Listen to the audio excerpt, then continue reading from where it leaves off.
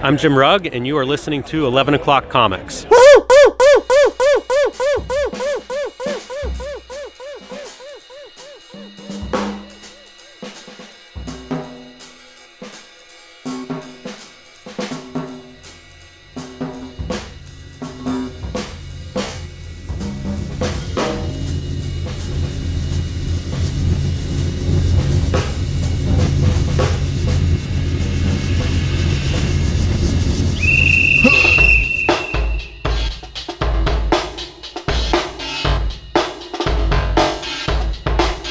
Signs of life. It sounds good. I was worried about it because, like I told you guys, I'm not doing too well out of my right ear, so I'm not sure how loud I should be. So if it sounds fine, it sounds fine. Sounds fine. Yeah, it sounds good. Alrighty then. Sounds like comics. That's why we're here. Yeah, that's why we're here. Right, Jason? Damn Skippy Bippy. Oh, this is 11 O'Clock Comics, episode 1030. Woo! And I am, as always, Vince B. You are Vince B, as always. And I am David A. Price. On God, and of course, I'm Uri Tupka. Jeez. Wow, where did you get that? That's who I am, dog. It's like asking a person, I didn't give myself this name, this is who I am. You did. You did give yourself that name. But you're Jason Woo, everybody. Brought to you by cheapgraphicnovels.com. Cheapgraphicnovels.com. What could be easier? Who wants to pay retail for their favorite omnibus editions, trade paperback collections, OGNs, DC's finest, Marvel Epic collections, art books? Nobody wants to pay retail. I'm here. The guys are here to tell you that you don't have to pay retail. All you have to do is go to cheapgraphicnovels.com, look around. Your car will fill up fast. Believe me, it will, because I get a box at least once a week. That's pretty good. Ice cream, man. Yes. It's signs of life, yeah. That it's just an amazing. It's a Kirby send, because it's been very, very difficult to with the demise of reviews to know what's coming out when. Well, you don't have to know. Stuff comes in at cheapgraphicnovels.com because you get an email saying something in your wish list has been in the store, and I'm just like, okay, I know I have to order. It's easy. Cheapgraphicnovels.com. In addition to their Naked Dead sale, which is neither, depending on how much you make here. And their, I believe the sale is still going on. The March Madness, I could be wrong, but in addition to all of that, the fast shipping, the excellent packing, in addition to all of that, there's specials as well. There are specials. And specials this week include Complete 2000 AD by Alan Moore, Future Shocks and Other Stories hardcover for $40.49. The first volume in a new series collecting all of Alan Moore's work for 2000 AD brings together all of his Future Shocks as well as a host of other one-off stories. The legendary comics writer is credited with transforming the medium and how it was seen through his seminal works such as V for Vendetta, From Hell, and, of course, Watchmen. But before any of that, he cut his teeth at 2000 AD, the galaxy's greatest comic. It was there that Moore honed his craft in preparation for the accolades that would follow. He is a master of the short format story, and this collection doubles as the perfect guide for how to write comics to a page limit. Includes the story A Holiday in Hell, which has never been reprinted in English since its first publication in 1980. Moore's stories are complemented by the works of a string of legendary artists, including Dave Gibbons, Ian Gibson, Eric Bradbury, Brian Talbot, Steve Dillon, Brett Ewins, and more. We also have DC Finest Western, The Hangman Never Loses trade paperback for $23.99. No badge, no rules, just guns, grit, and ghosts. DC's all-star Western galloped where few comics dared into the gray morality and stark drama of America's blood-soaked frontier. With haunted writers like El Diablo, brutal justice dealers like Jonah Hex, and conflicted souls like outlaw Rick Wilson, this anthology served up taut, atmospheric stories full of loss, grit, and reckoning. Includes stories from Weird Western Tales numbers 12 through 17, All-Star Western numbers 2 through 8, and 10 and 11, and Super DC Giant number 15, and Tomahawk numbers 130 through 140. We also have Understanding Comics trade paperback, because anytime I can bring this up, I will. 2174, or if you want to try to get the Nick and Dent, which has been said is neither, it's $13.99. The best-selling international classic on storytelling and visual communication, praised throughout the cartoon industry by such luminaries as Art Spiegelman, Matt Groening, and Will Eisner. Scott McCloud's Understanding Comics is a seminal examination of comics art, its rich history, surprising technical components, and major cultural significance. Explore the secret world between the panels, through the lines, and within the hidden symbols of a powerful but misunderstood art form. And finally, because of this Saturday, there are 3 books being re-released with Superman Day variants. We have All-Star Superman, a deluxe edition hardcover for $23.99. Supergirl, Woman of Tomorrow, the deluxe edition hardcover for $29.99. And Superman Volume 1 Supercore hardcover, Superman Day 2026 variant for $17.99. Can I interject? Yeah. Why choose? Why choose? Why choose? Come on. And catch them all. And Pokemon. Speaking of of the site and the emails that we get, not only do you get the weekly emails letting you know what the top 5 of what Max is pushing, but you also get Max's pick in that email. But aside from those emails, my favorite emails are when I'm told a book on my wish list is available, and I have pages. Yeah. I have pages of wish list books, and now the 5th book of the Mobile Suit Gundam Origin is available. The 3rd volume of the Triangle Era is available for pre-order. So yeah, there's a lot of things I need to be checking out. Yeah, I have to talk to you about that. It seems a little high. The 3rd edition of the Triangle. It after discount, it's $108. That's probably because they That's added a lot of money. Series.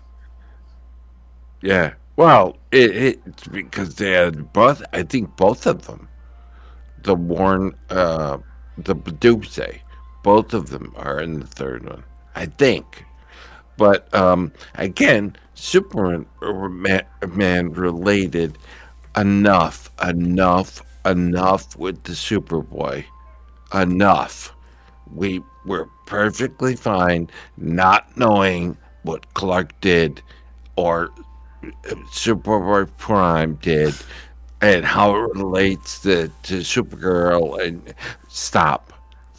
I know I'm talking out the window because no one is going to listen to me at DC.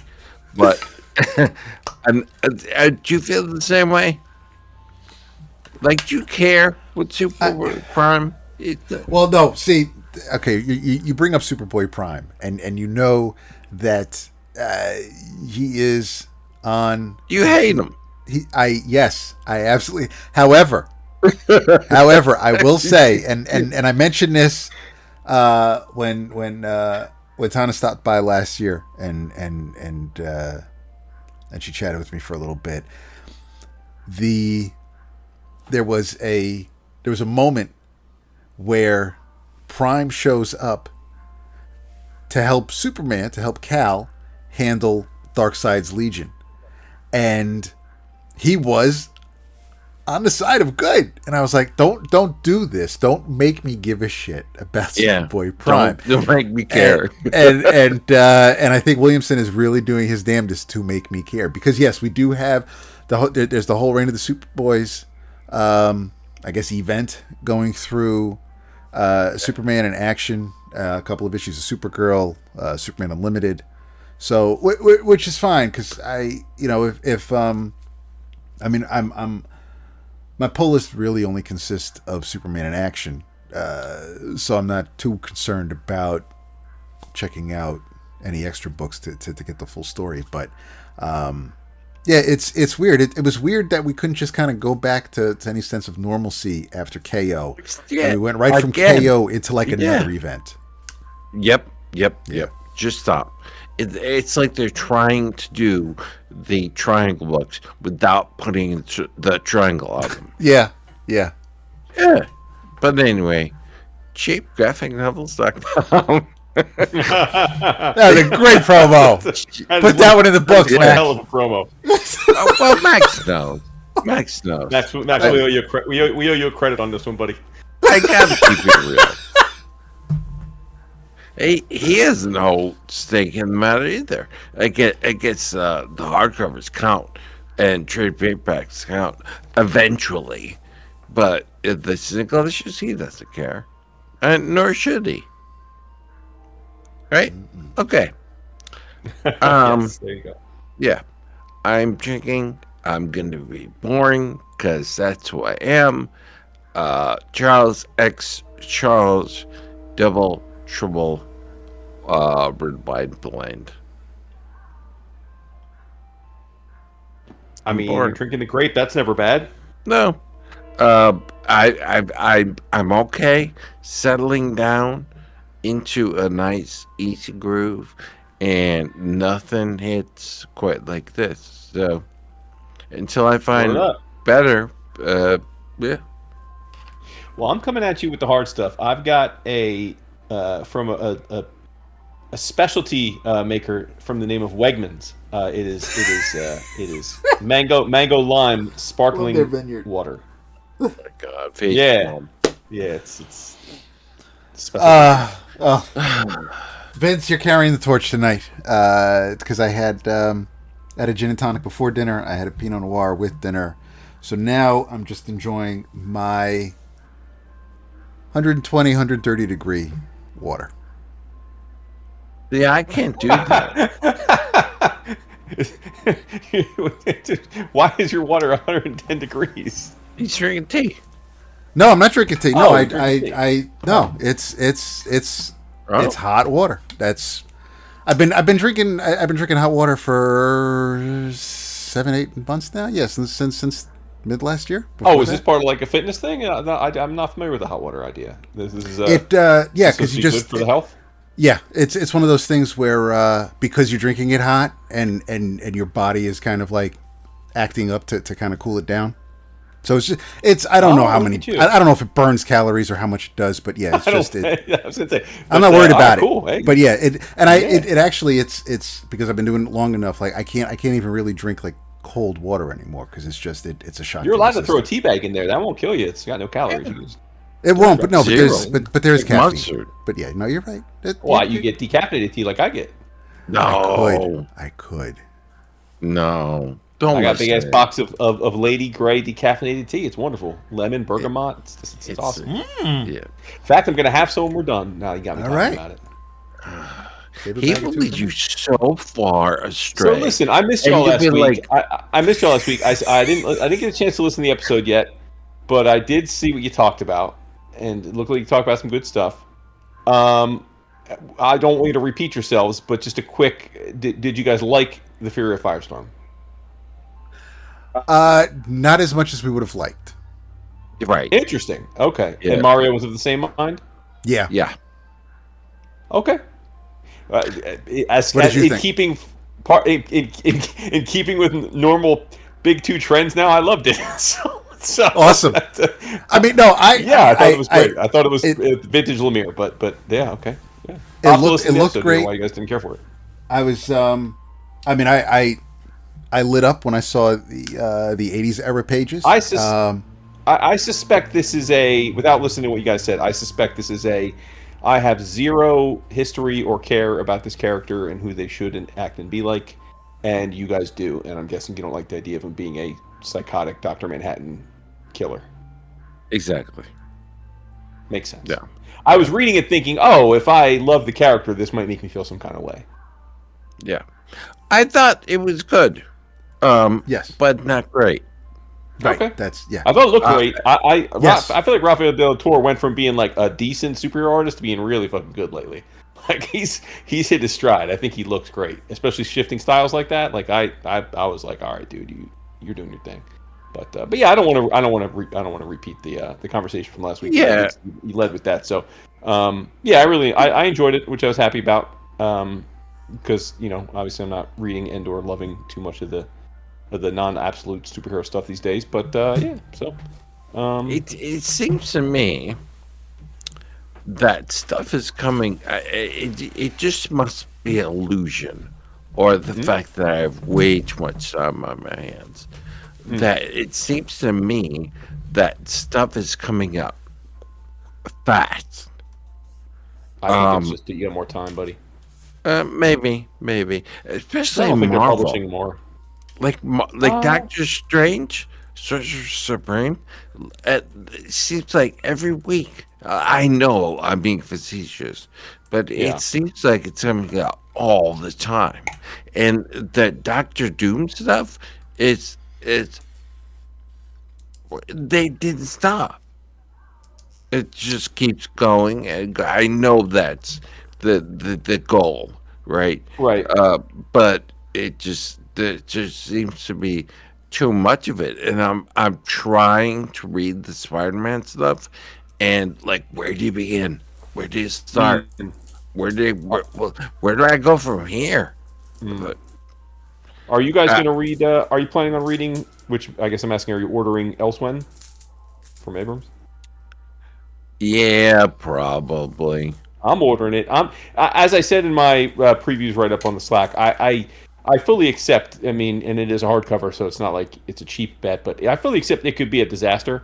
But it's too enticing of an idea to me not try. I have to see it for myself. I have to, because there's a chance it could be awesome, and that'd be super fun. And if it's just an absolute train wreck, we can have fun with that too. Yeah. Right. I guess I I'm agree. I totally agree. I almost want to put it on mute, and he does Nap does the specials, or when you talk about something, because it always ends up costing me more money. And Yeah. I'm trying to pull. It's so far it hasn't worked that way. But yeah, Yeah. gay comics. Comics, Gay comics. are good. All right. While I have, because it's been on your list, and I noticed that it's on Depth's list. Written by Patrick Kindlon, art by Epic, EPHK, published by Image. It's Tigress Island, number 1 and 2. Yeah. And I think going into the plot is ridiculous.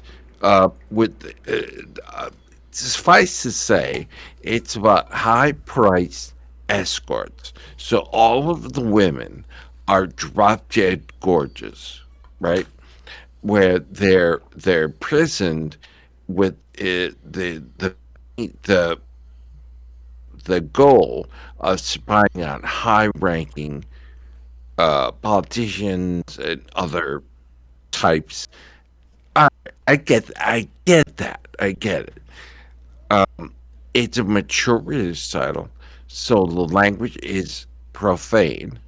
The language is like rough, right? The remember these are call girls, so the cheesecakey is not even coming close to what the book is. The book is very steeped in the female form, right? There are variant covers that are nude, completely nude, right? The book itself, two issues has been published to date. The book itself is does not feature nudity, Nope. and I'm thinking, Yes. One of my what? biggest complaints about the book.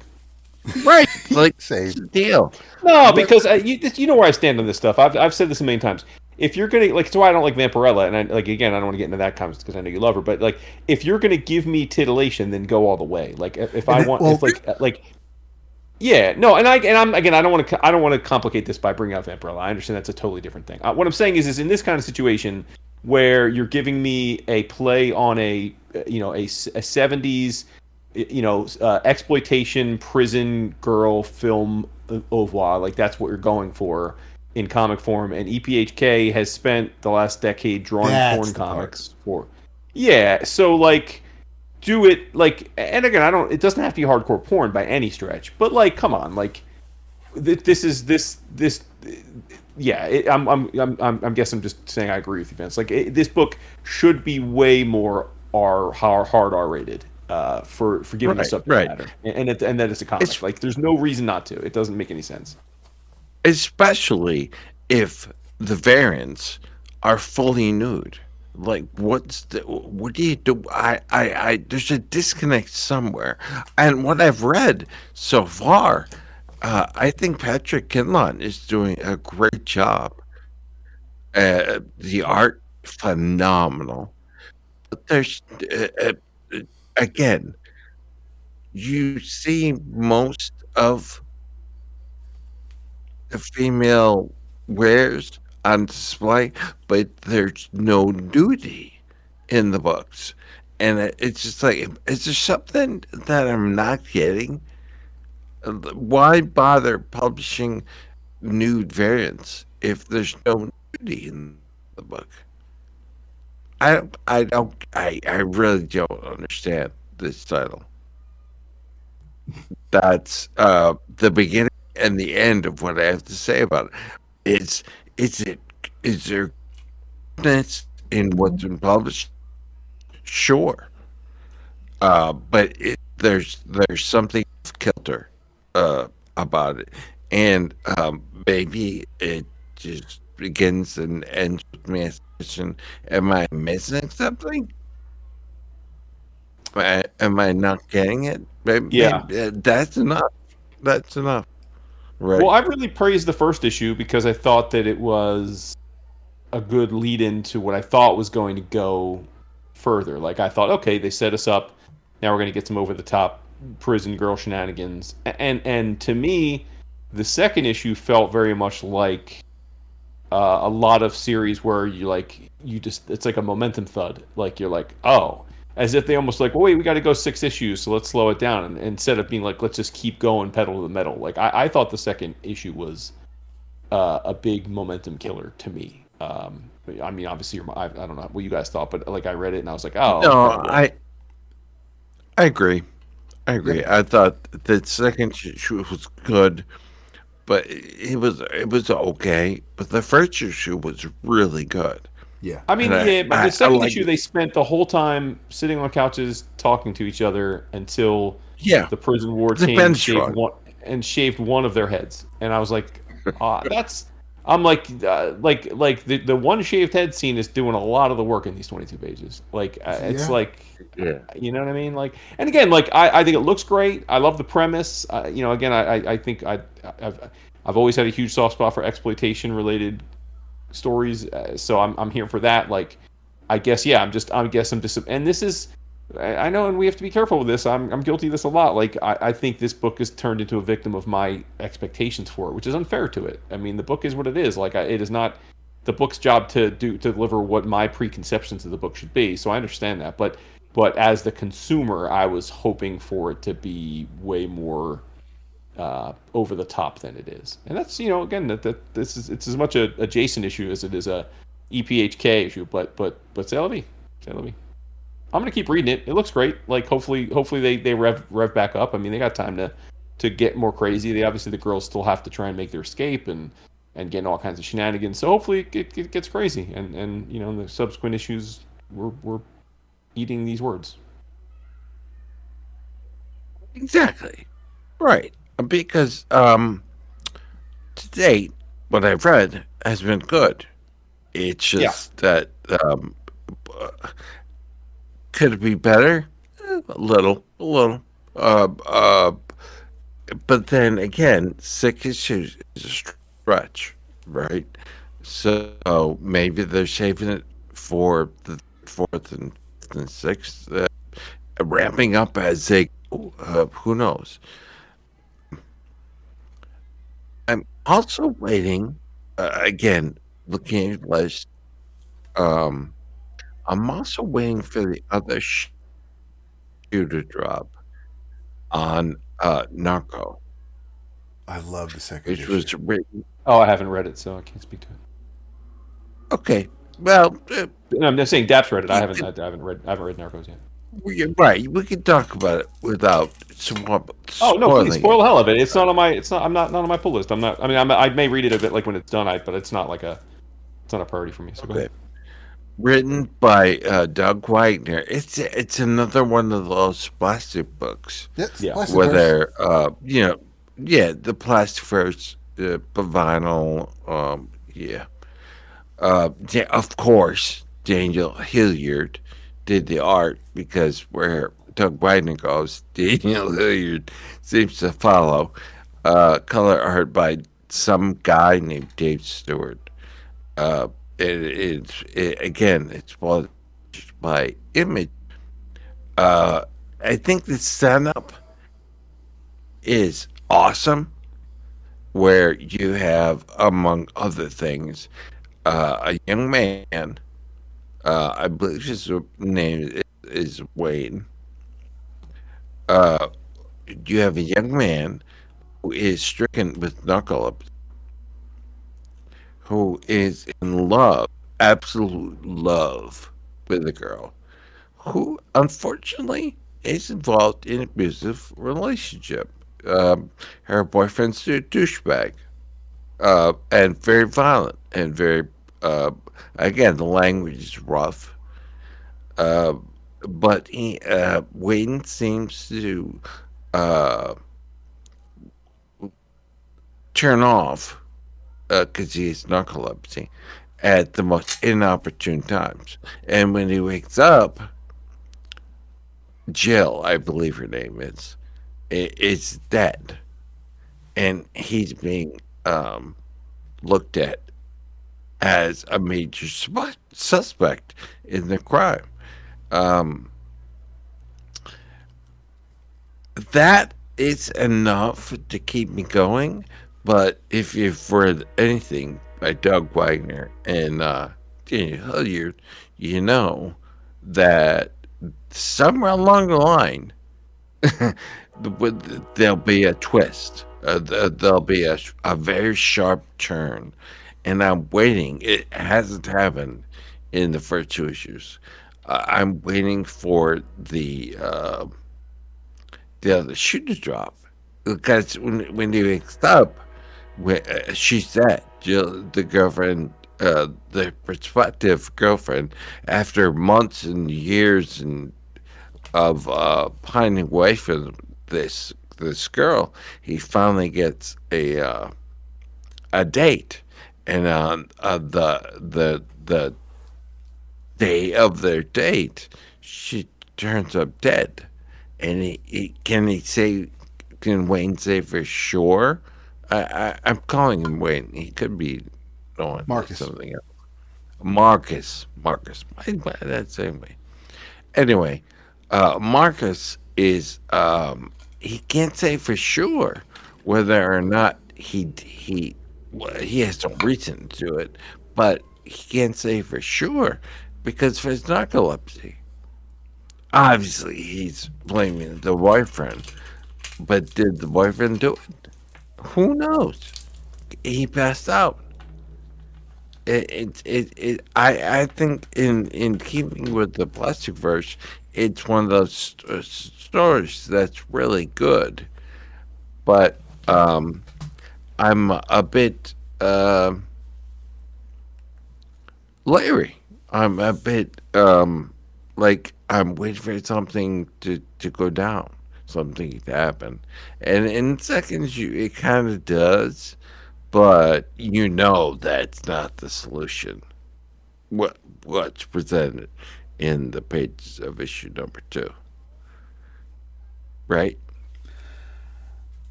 I I really liked the second issue. I think because Wagner is good at what he does, there may have been some foreshadowing, some telegraphing, especially on the last page. But yeah, he's crushing on Jess, and he's agreed to. She asked him out, and he was agree. He was amenable to that, and but yeah, he comes to next to her, and well, he wakes up, but she doesn't. Yeah, she's covered in blood. And unfortunately, when Marcus wakes up, the police already are in his apartment, and obviously since he's there standing laying next to a dead body, he is suspect number one, and he gets taken in for questioning. And it's good cop bad cop. One detective is one homicide detective is a massive hard ass, and she it seems as though she really wants Marcus to be the dude who did the crime, but her partner doesn't seem to be so headstrong in that direction. But yeah, and then But then there's he's some going out of his way to be nice to Mark. yes, and that last panel gives me pause. Right. So they so Dean, the detective, the good cop, he invites, he lets Marcus know that they're going to question Jess's ex-boyfriend, who pretty much should be the prime suspect, because after he was released, Marcus cobbled together some information, hacking into the Ben's socials and his emails and his texts, and piecing all that together, he emails it to the detectives, and so the detective calls him up and says, "Hey, I'll swing by, pick you up.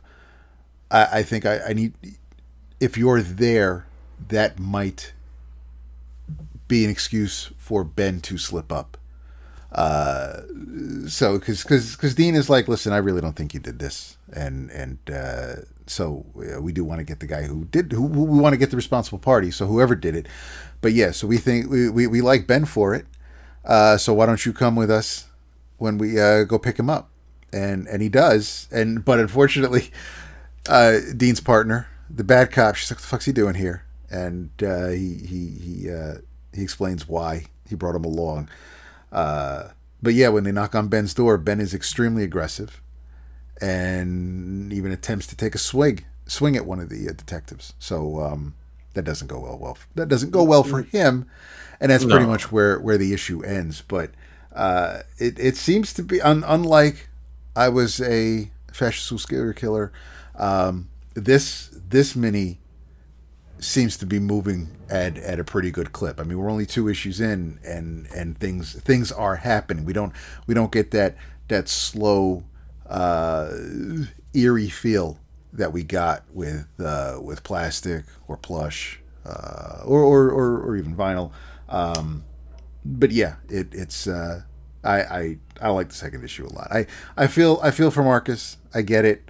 And his friends are there for him as well, which is nice to see. But yeah, it's a shit situation, and he unfortunately, the love of his life is no longer around. But yeah, hopefully we'll find out who actually did it. And I'm trying to think that I hope I don't already know who did it. But yeah, we'll see how the rest of the series shakes out. But the second issue was great, I felt. Well, that's why I'm saying I'm waiting for something to turn. Yeah. Because if you pay attention, and I think this book, among all of the plastic fish ones, you have to pay attention to what's being said. Like Marcus is a conspiracy theorist, but he's not. He does it, between just to blow off some steam. Does he really though? Right? It seems like Dean gave the partner a leg up when she didn't really deserve one. Right. Yeah. Yeah. Yeah. He did mention. So there are extenuating circumstances. You don't swing at a police officer or a detective. You just don't. But did the boyfriend do anything other than that really wrong? Yeah, he's an asshole. But as we've seen, you can be an asshole and become president of the United States, right? Yeah. So, yeah, I think that there are layers to this one that this one especially that weren't present in the other books, and I'm wondering whether I'm Marcus has me worried. Yeah. Right, like especially someone with narcolepsy. How convenient, I A I was narcoleptic with fainting spells. yeah. Well, yeah. That's the deal. Not only does he have narcolepsy, he faints. Uh, apparently the most inopportune times where it's a really really good story where most of it's talking heads and if you can hold my attention for 22 pages of mostly talking heads, you're doing something right. You're not wrong. Yeah, you know. And I Pop Tart loving possum. yeah. These two Hot dudes dog. are either really twisted or they're like super normies who just are trying to work out some subconsciously dark thoughts. I think it's the latter. I think they're super normal. Could very well be, yeah. Yeah. Who doesn't love cherry Pop Tarts? Like insane people. I don't think I do. I don't What? like Pop Tarts of any kind. Really? Pop Tarts are delicious. I don't care for them. The fruit. No, they nut. taste fake though. They taste fake. To me. Well, they are. Oh, with There you go. It's There you because go. they are. But Fair. yeah, I love Pop Tarts. Oh my god. Ugh. As much as I love this book, I thought it was really really good. But again, I'm afraid. I'm afraid for Marcus. Oh yeah. I mean, it'll get worse for him before it gets better, sadly. Oh yeah, big time. Because I'm Big sure time. Ben will have a decent lawyer, and he'll be out and he'll be threatening Marcus. Yeah, I mean, it makes me all kind of wish this was like a 3-issue miniseries, so we could just kind of like get to the ending and I don't have to worry about Marcus. But it's going to be a hell of a ride. Yeah. The more I look at it, the more I think it was the good cup, Dean. I think that's what they want you to think. Yeah. Well, And again, listen, and I'm I fine if that's how it plays out, and we still get, the journey is still a great one, and it's a fulfilling story. That's fine. I'm not too worried about them, showing their hand I now. mean, these guys haven't been much for twists, right? Like, I mean, it's been more yeah. No. the Yeah, it's it's pretty been much more been the kind of matter journey. of It's fact. You kind of know who the yeah, yeah, killers yeah. are and everything. Right. Yeah, but I'm not there's saying this some. one isn't about a twist. I'm saying, but like historically in all these other books, it's been like, here's Yeah, the killer, and we're gonna show you what drives them or yeah, what's their kink. Yeah, for the most part, you're right. But there's always something else. It's not just bad enough that to play out the way you think it's going to play out. Hmm. There's always that little wrinkle that complicates matters, and I Right. think that with Narco, that wrinkle is pushed to the forefront. Um, we'll see. We'll see. and I mean, and Uh, and yeah. yeah, Whereas the others, you knew the killers right from jump, because that's who the stories were based on. This is a murder mystery kind of who done it, and unless my man sleepwalks and kills people, I find it very hard to believe that Marcus would do this, especially to Jess. So yeah, this one's an actual kind of mystery for the first time. yeah, yeah. I gotta stop looking at it because he does all the wrong things. Ben, the boyfriend, he does all the wrong things. I mean, hell, one of Is it his get? Is that he make him guilty of murder? I don't know. bro. Well, okay, so one of his social media posts. I'm telling you guys right now, if that bitch doesn't take me back, I'm going to show her what a crowbar is really supposed to be used for. Another post. Jess. Oh, this is a direct message to Jess. Jess, this is some bullshit, all caps. You just can't tell me to leave you alone. It doesn't work that way. All caps, I am going nowhere. And then an I am last chance, bitch. Take me back or else. So he's a fucking winner across the board. He's absolutely the guy you want to bring home to mom. Again, I think the evidence is incredibly damning. But did he really do it? Right, right. Yeah. Because we didn't Was witness he? it. But Marcus didn't witness it because he passed the fuck out. Nobody So did. yeah, I mean, Yeah. anybody could have killed her. Sadly, yeah, yeah, it'll be interesting. And Jason's not reading it. Yeah, but he's Yeah. never he's never been the biggest Wagner Hilliard guy out of No, us. no, I don't really. Yeah, I don't. I mean, yeah, I don't have anything. I mean, I'm not like anti it in any way, but it hasn't been like a must. Their stuff hasn't been must read for me. Like that's for you guys. So, but yeah, but no, but it's I got again nothing bad to say about it. Um, Vince, I introduced myself as Uri Tupka because that is Mr. Mike Mignola's latest creation, his latest gift to us. Um, I realized this week as I was doing up my notes that I think I've read some Mignola adjacent stuff like pretty much every week this year. I think I've really been reconnecting with it. I've been rereading BPRD. I've been reading all the current stuff, whether it be the one shots or the series. So it's been fun. I've really appreciate. I mean, again, I'm not breaking any news here, telling people that Mike Mignola's good at his craft, but really just enjoying everything that he's been doing.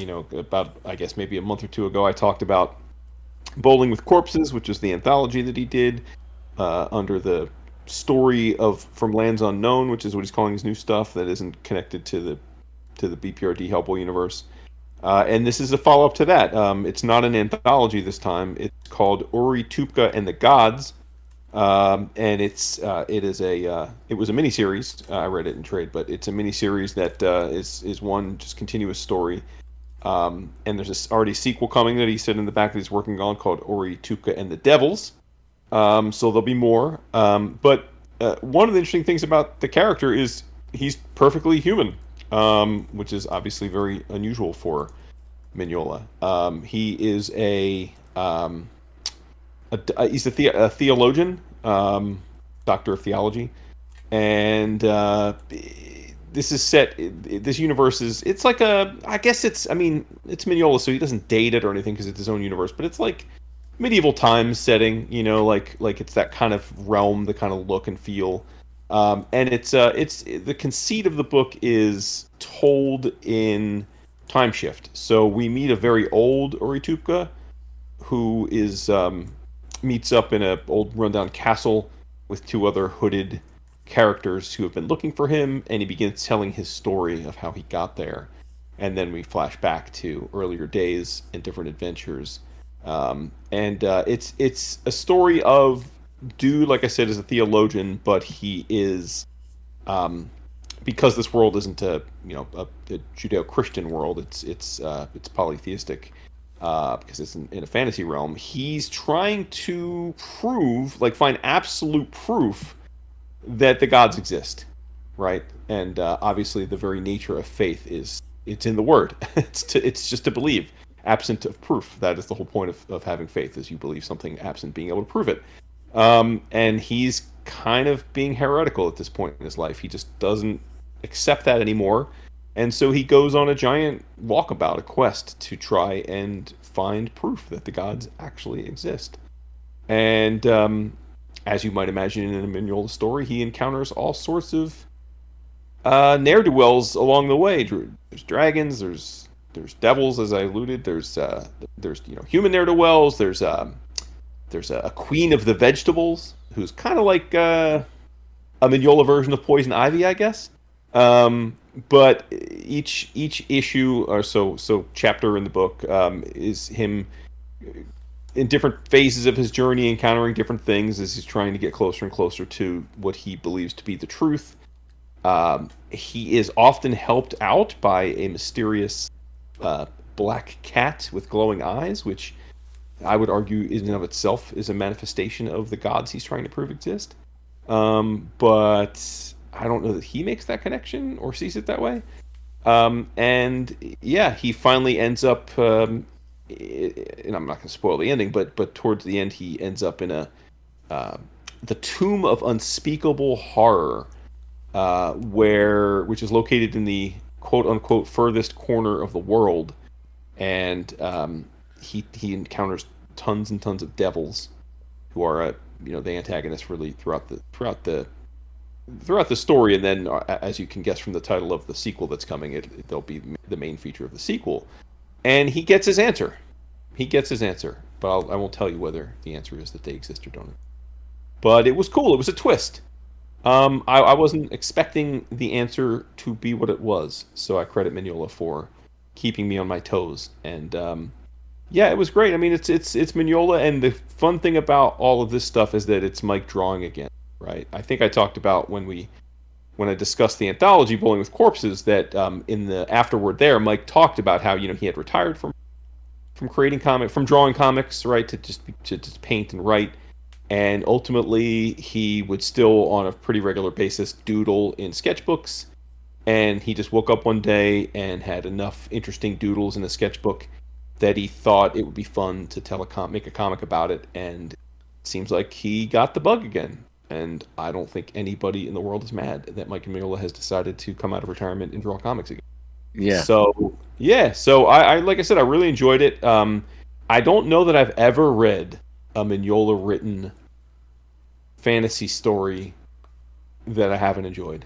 Like, I was trying to think, no matter what it is, I think it's always, and so that got me thinking, like, what is it about Mignola that makes him so special, right? Like, what is the secret sauce that makes Mignola such an awesome storyteller? And I mean, and again, I think you have to kind of separate like him as a storyteller versus him as a writer artist, because I mean the art speaks for itself. So when he's drawing something like he is with this, that's a pretty easy sell. Like, I mean, that's going to be great because it's going to look so good. But he's just, I think what it is that he is just, even though I do like very layered, detailed concepts a lot of the times, see my love for Hickman. I think with Mignola, what I love is just the opposite. Like, he just tells a story that he wants to tell. It's not overly complicated. It ends when it ends. And he's fine with that being a 10-page thing or a 1,000-page thing. He doesn't really sweat the structure. He just tells you the story until he's satisfied that he's told you the story. And it's all there on the page. And I think there's a quality to it. And I think in a lot of hands, being that simple of a storyteller can feel pretty boring or unsatisfying. So I think the real talent is being able to keep the simplicity like he does, but in a way that does want to bring you back or feel satisfied. And like I said, it's almost kind of like magic, because I can't exactly even articulate how one would go about doing that. But I'm obviously not a fiction writer. But yeah, I like I said, I think, as I think through like our journey, I always enjoyed Mignola when we would like have to read him or discuss him.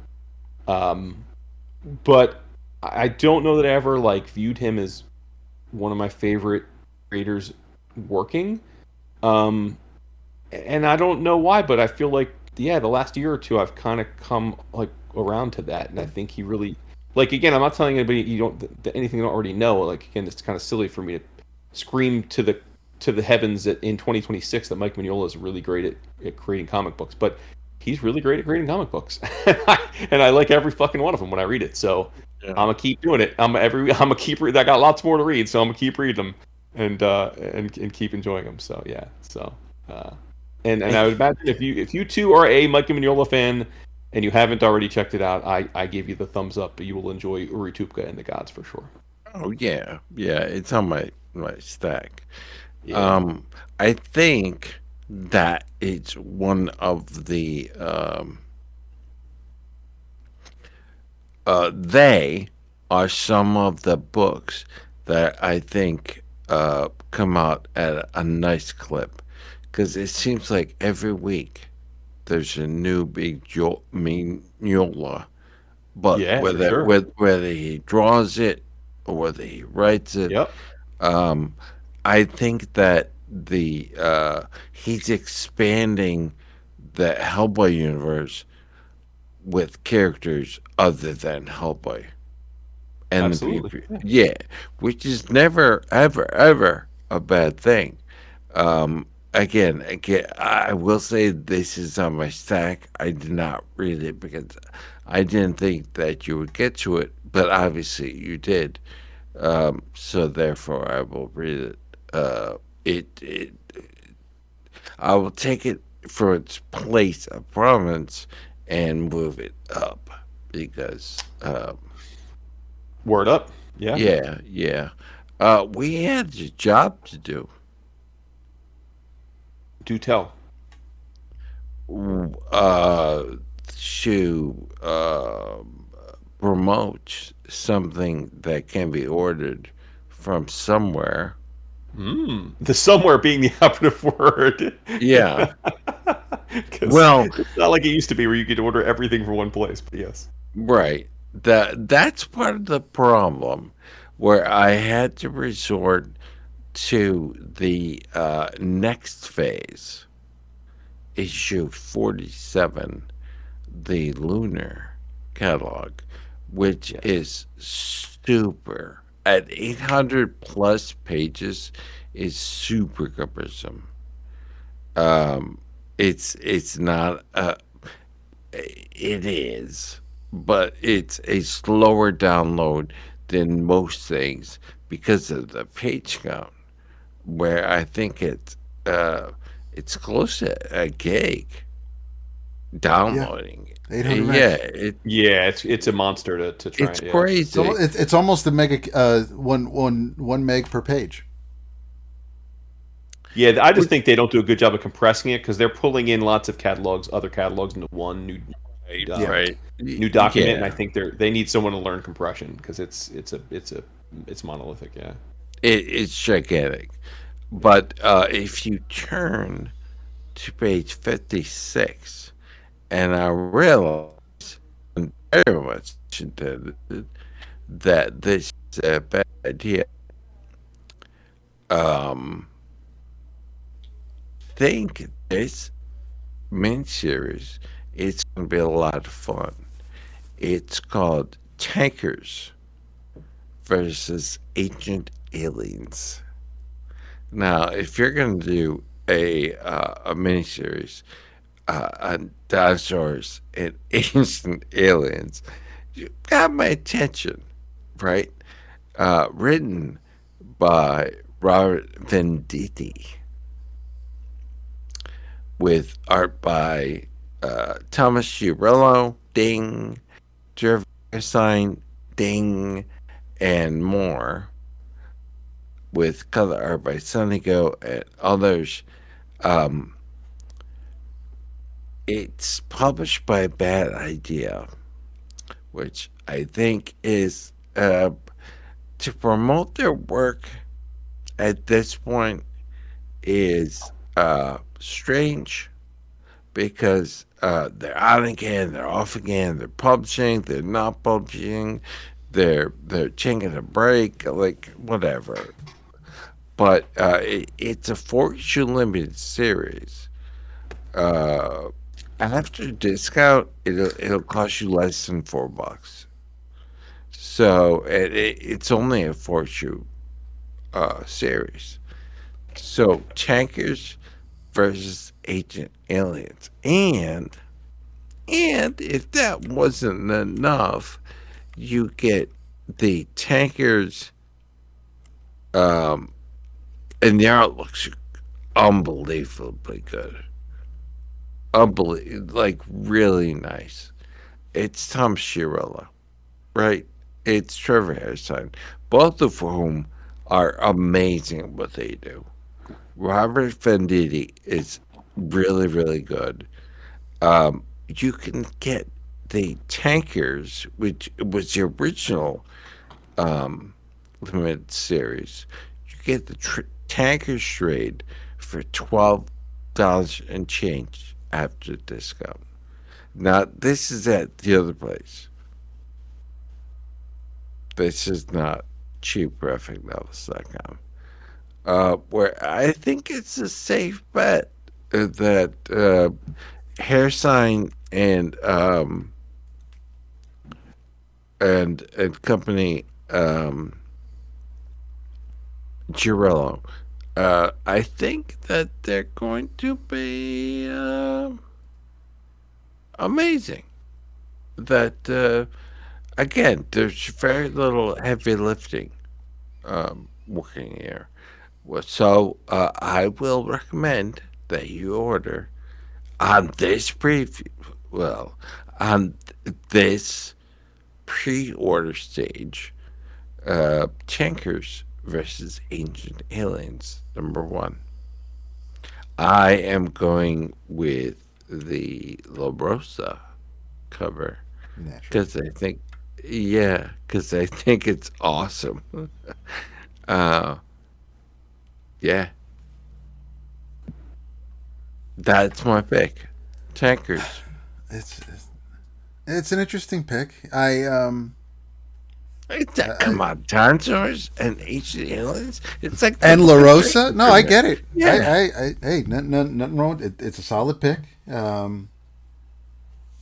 Bad idea does put out good books, so it's not a bad pick at all. They do. But I think there's a lot of different covers.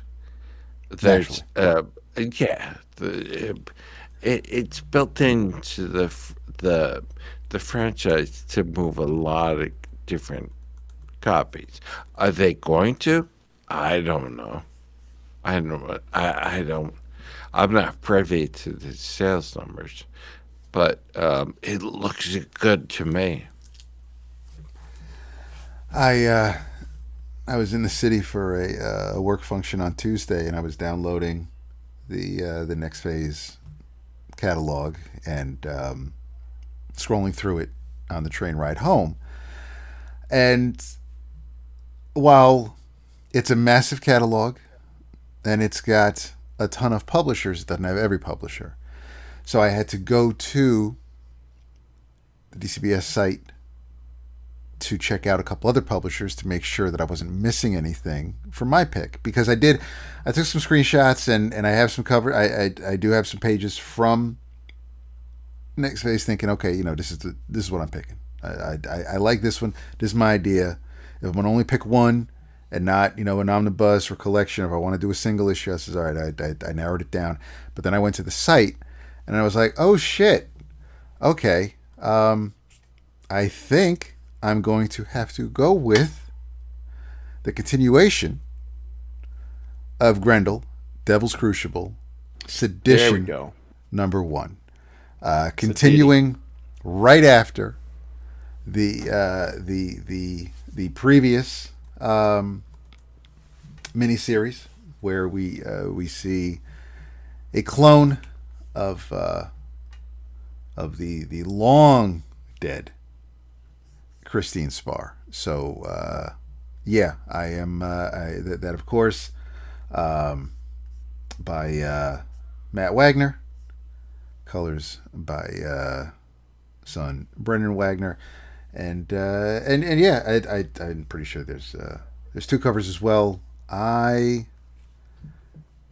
As I tend to do, will be going with the A cover, which will be by Matt. But yeah, the Hounds of Orion have 2 new weapons in their arsenal: the Grendel Prime himself, back from the 500-year absence, and a clone of the fierce, long-dead Grendel warrior Christine Spar. Now it's time to take the fight to the Necro Lords as Matt Wagner's epic Devil's Crucible series of Grendel miniseries continues, following, of course, Devil's Crucible Defiance. So yeah, that's already in the cart. That's what's up. I mean, listen, I labeled it in my previews post this month, Woodrow's pick of the month. So this should be no surprise to you folks. I am choosing Mask, Mobile Armored Strike Command number 1, story by Dan Waters, art by Pi Par and Pierluigi Casolino. There's a fucking grip of covers. I did not specify. I assume that means I'll be getting the Pi Par one. Listen, ever since Miles Mayhem showed up in a couple of the other Energon books, I was like, don't even tease that we're going to get Mask in the Energon universe. And then we knew a few months ago it was announced. In fact, we would. And it's finally here. So yes, we have Mask versus Venom, Miles Mayhem in his Ne'er-do-Wells against Matt Tracker in his Do-Gooders. I listen, Energon hasn't put out a bad book yet. They've also seemingly been able to make every one of them a hit. The idea that I might get this book for like a year or 2 is beyond exciting. I will gladly accept like just a good solid like 12-issue run if that's all I get. I'll be thrilled. But either way, can't wait for it.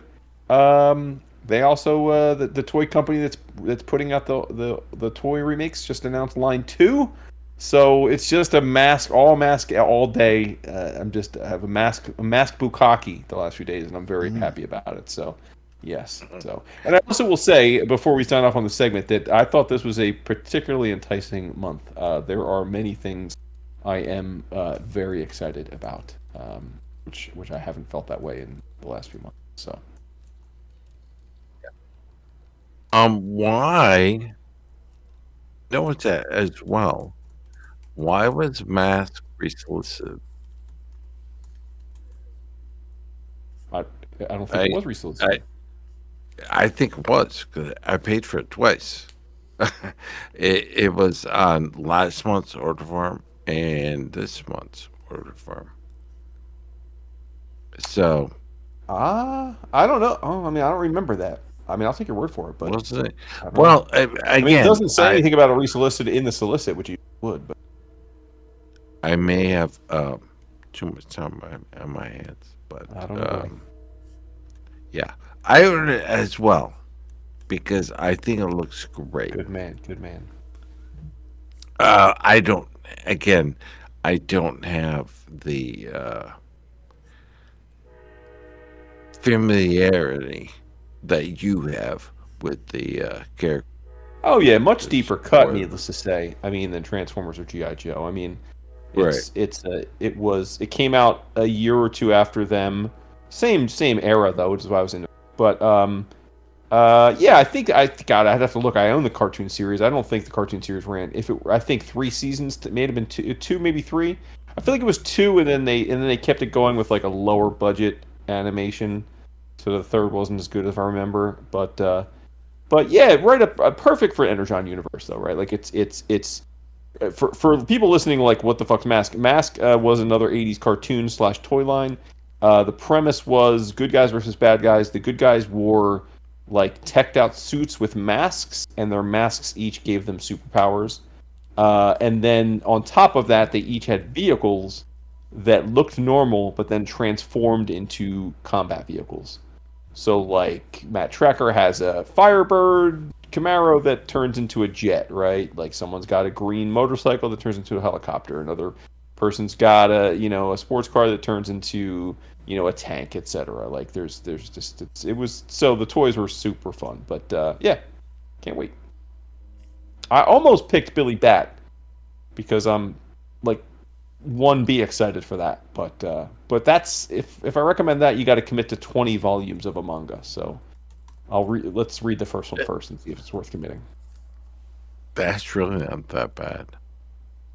It is not. Well, it's not that bad for a manga, but I mean, you're still like it's still a big ask. I mean, it's not like try an issue and see if you like it. It's try a volume of a manga, and if you like it, you got another 19 to buy and read. But I'm hella excited.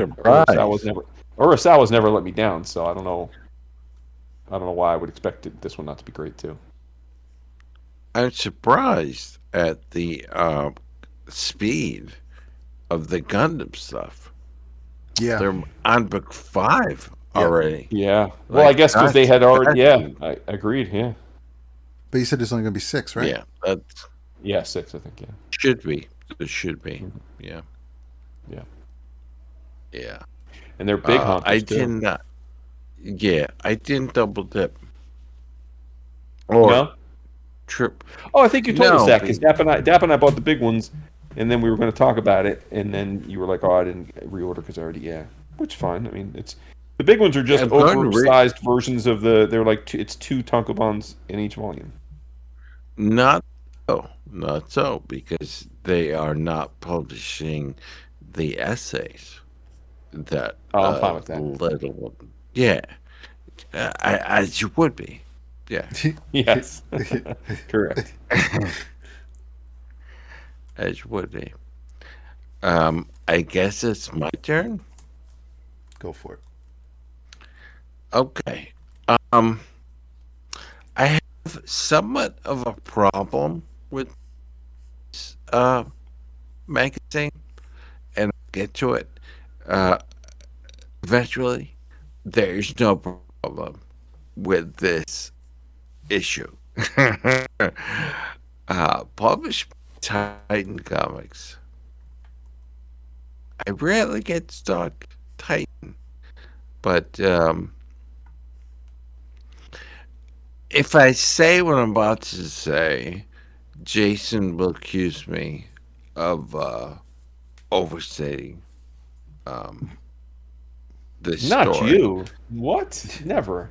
Am, but this is in the running for best. If we did do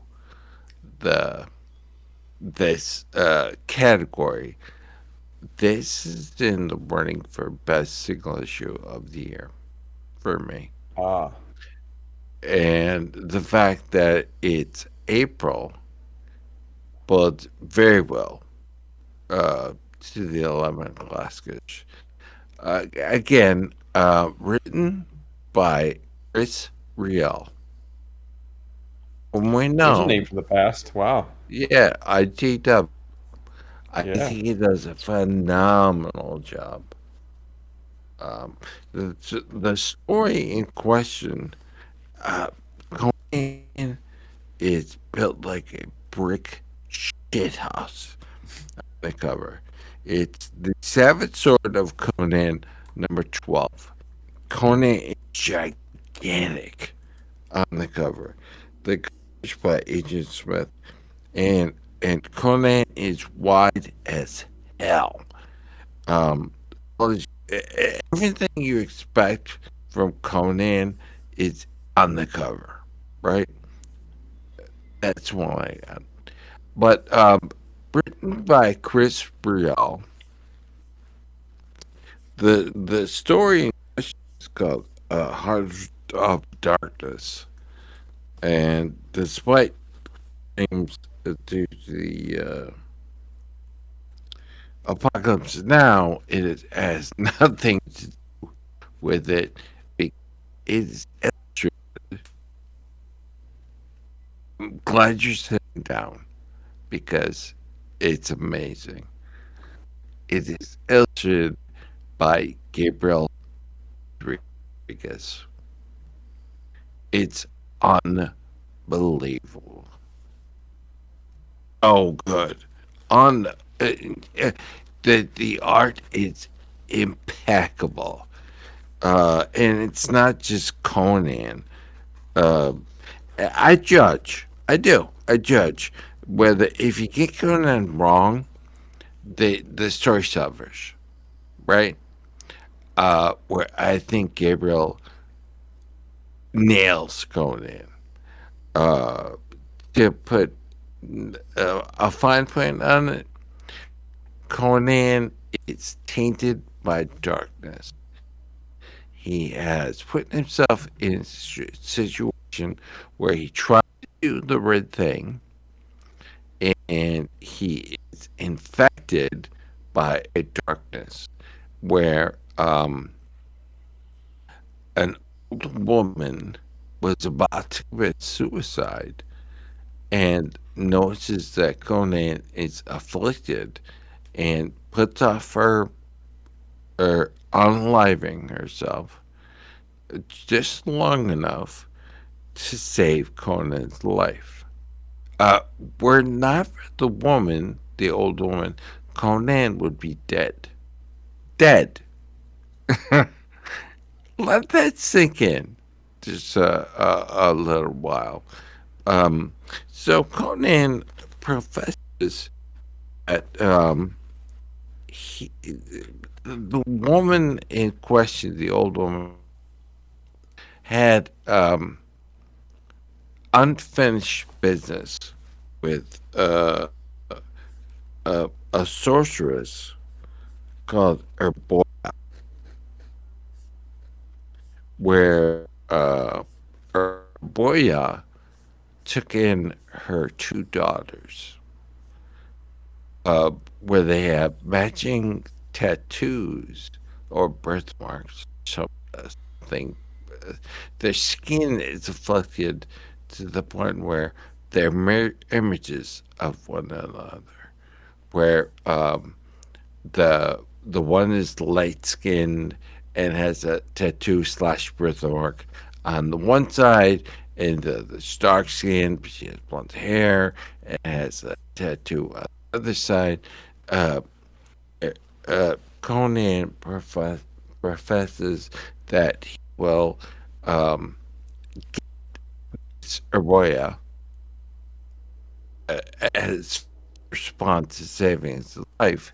Not only will he get her and make her pay, he will save the two daughters as well. And the old woman's like, "Yeah, okay. Well, I'll give you this mystical amulet just to give you the edge, but I doubt I'll ever see you again. Thanks. Yeah, yeah, really, but it's been fun. Needless to say, Conan hooks up with a a group of treasure hunters that want to make their way of pay as well, but they're really in it for the money, right? Uh, I won't say no more. Suffice to say, it is one of the best Conan stories that I've had the pleasure to see. Gabriel Rodriguez is impeccable. I bet. The the architecture, the costumery, the the special effects, the creatures, everything is illustrated unbelievably. I'm really not embellishing too much. Um, to get to my problem with uh, the magazine in general is that I think Patrick Zurcher is a decent enough writer. Um, he is teamed with Mirko Kolak on art, and I think Mirko Kolak is unbelievable as well. It's when Patrick Zurcher does art for the Savage Sword of Conan, much like the monthly comic book when it's Roy Thomas and Roberto Del Torre. Oh, I'm all over it like crazy because I think that team is incredible. When it's not Patrick, when it's not Roy Thomas and Roberto Del Torre, um, there's Chip Dub or Patrick Searcher, I have a problem. I don't think they're the right fit. Uh, Whereas I think Zurcher is a decent enough writer when he doesn't draw, you can kind of forgive him. A But when he draws, mm, I just think he's a good fit for Savage Sword of Conan. And that's suffice to say that I think Patrick Sturger is a really good illustrator. I think he's very good. In fact, um, Savage Sword, mm, I don't think it's a good fit. So I don't have the entire run of Savage Sword. But this one, Chris Riel and Gabriel Rodriguez. Oh my goodness.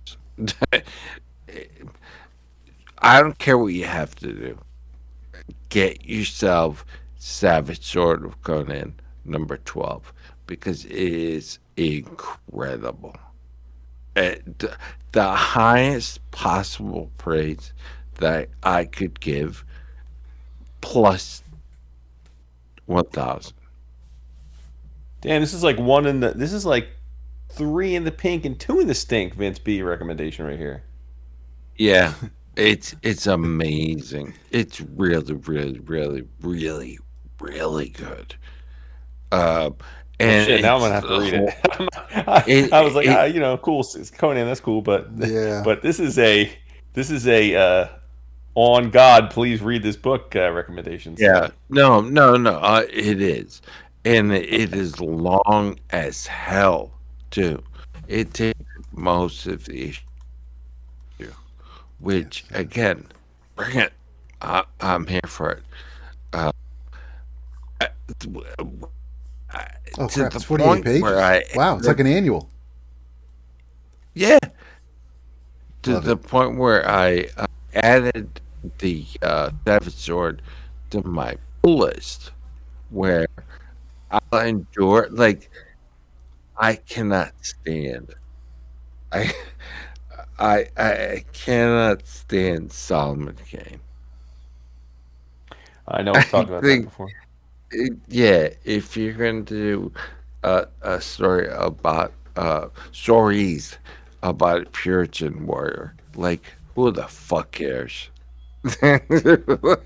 Oh, who cares? At least Conan has a darkness to him, right? Conan, uh, he does the right thing, but for not so much the best reasons, but good enough.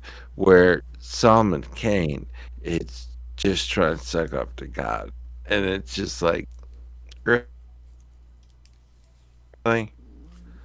um, yeah, I feel like wasting my time, and it's suffice to say that I think that it's okay to do the Robert E. Howard characters, but not all of them. More okay, I'll give you that. But mm, no, no. Uh, get it's long-winded way of saying get yourself Savage Sword of Conan number 12. You will not. I guarantee. If you are just one after reading this, I don't want to know you. Yeah, I don't want. It's been nice. It's been fun, but see you later. Wow, Yeah, that's it's strongest words that right good. there. Yeah, it's that good. Okay, you heard It's it here first, folks. unbelievable. Yeah, My. take Titan it gonna away. Titan. Yep, it's Respect. really good. Yeah, it's really. I'm sick of it because we we bring things to the table that are somewhat good. They're good, but very very rarely do we bring something to the podcast that's this good. And Yeah, when it you is got to this celebrate the good, table pounders for sure yeah, I when you got get it. them. I had there's some flowers this way, and I think Real and Rodriguez, I think nailed it. Nailed it. Yeah. Okay, heard. Yep. Now I just gotta figure out how I can get it. Oh, we get the review comp, don't we? We do. Might still have the email. No, we do. I'm looking at it. Yeah, look at Oh, that. sweet. Okay, good. Shows you You how can often send it. I download Titan review copies. But we do. We do get them. So I I can think they read it. watermark it, but I still Nice. want to read it. Yeah, for I sure. was up the same mindset. I think how good it's going to be. But my opinion on Titan has changed with this one issue. Damn. No, they've definitely put out some good stuff. I'm Oh teasing. yeah. I just saying I'm just saying we Yeah. get the review copies, and you would think that would mean that I would why would I turn down free comics every month? But we get a lot of review copies, so I didn't. But I was like, lo and behold, we do get them every week. I get an email from Titan, so there you go. Yeah. All right, you need to start paying more attention to that. Excellent. I so as with many, Fantagraphics had their annual Fantabuck sale about a month ago. Um, I know many of our friends availed themselves of it, as I did. I ordered a grip of books. They arrived right before I left for my college visitation spring break trip last week, so I brought them with me and was able to read a good chunk of them. And I would hereby like to officially petition for Fantagraphics to change its name to Fantastigraphics because they are fantastic. But they put out most of the stuff that I got in this book in this order were stuff that had come out in prior times, and had just slipped through the cracks somehow. Even though I'm often I'm often a buyer of Fantagraphics books, they do put out a lot of stuff, and so inevitably things can slip through the cracks. So, like I said, I read a bunch of stuff. Don't have the time to talk about most of it this evening, but I'll talk about the good stuff over the next few weeks. But I did want to talk about a particularly interesting book that I wouldn't even be surprised because it came out over a decade ago. It came out in 2015. And given the creator, if Vince didn't read it and talk about it at some point. And that is Black River by Josh Simmons. I don't know if you read it back in the day or if you talked about it. I forget. I did. Yep, both. Both. There you go. I'm gonna play the "It's been 11 years" game and assume that most people don't remember what you said about it. So I'll take liberty of assuming that. But yeah, it's. I mean, it is a fairly simplistic story. It is basically given the time that it was released, it was probably Josh ruminating on the wild success of The Walking Dead at the time, and probably trying to make his little point about that kind of storytelling. On the surface, it's very much could read like a tale from The Walking Dead. It is a story of a post-apocalyptic end world situation where most of humanity appears to have been gone at this point, and those that are still left are doing anything possible to stay alive. Sound familiar? But the book's it's really the book is the group in the book, the crew are 7 women and 1 man, an old guy named Benji, and then 2 dogs. So it's very female centric, and they are doing what groups of survivors in these worlds do. They are traveling around, trying to stay alive, trying to find moments of safety, moments of food, moments of happiness, right? But it's hard out there.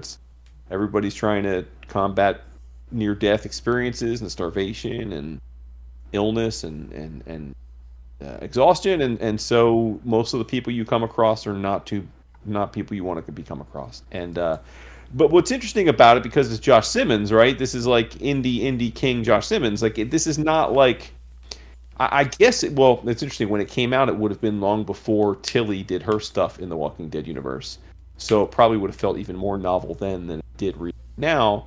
But either way, I thought it was fantastic, man. Because Simmons is a relative, his style is, I don't want to say it's cartoony, but it's not realistic, right? It's not photorealistic or even realistic at the level of Adlard. The characters don't look human in a way where you see them die and are feeling like these are people you might know dying, right? But absent that, juxtaposing against that style, this is a fucking nihilistic view of the world, even in a post-apocalyptic setting. I mean, Josh has not got much good to say about humanity in this book.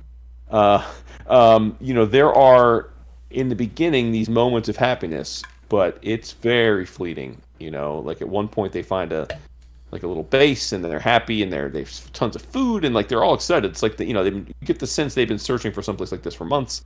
And so for the first few chapters, they're cooking new meals, they're playing music, they're fucking, a lot of fucking in this book. I give them credit for that.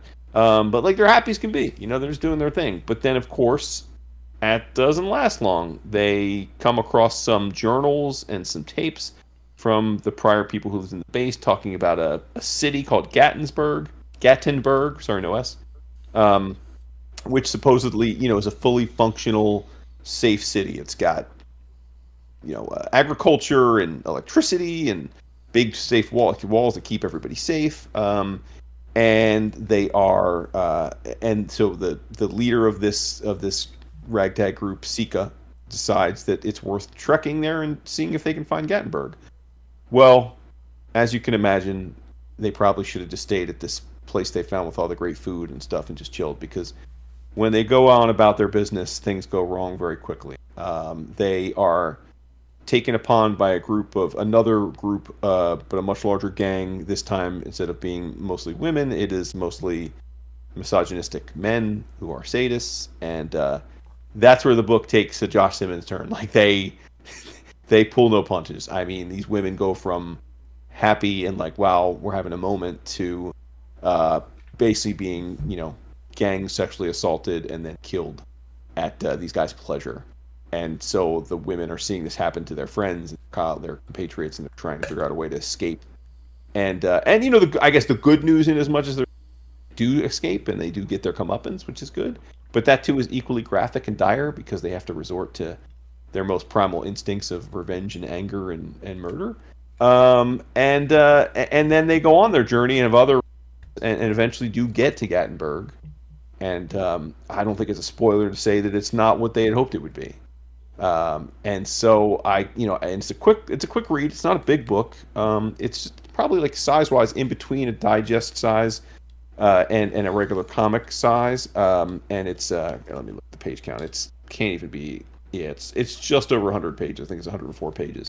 But I really, really like Josh's cartooning style. It's in that same school that I adore. It's evocative of, the Paul Pope Dragata sort of, that same kind of line work, the Rubin. Like it's in that same family, and that's pretty much my favorite style of cartooning. So he had me right then and there, and it is hyper graphic. And I love post-apocalyptic stories. So I have no idea how I didn't see this back in the day, especially since you apparently did read and talk about it, Vince. But I'm glad to have rectified that a decade later. Because it was thoroughly, thoroughly enjoyable. In quotes. I mean, enjoyable in a. I was entertained by the craft of it, but and it is a dark story. This is not a story you want to read if you're trying to feel like a pick me up or because you're having a bad day and you want to have a better perspective on the world. This is something to read when you're feeling relatively resolute in your place in life and are fine with reading something a bit darker. So, but man, oh man, was it good. Josh Simmons can make some good comics. So, props to him. Yeah. Black River, Fantagraphics. I'll have many more Fantagraphics books to talk about in the coming weeks. But yeah, this was a hell of a haul that they mailed me. It's to the point where as soon as you say Josh Simmons, like people already know this is not going to turn out well.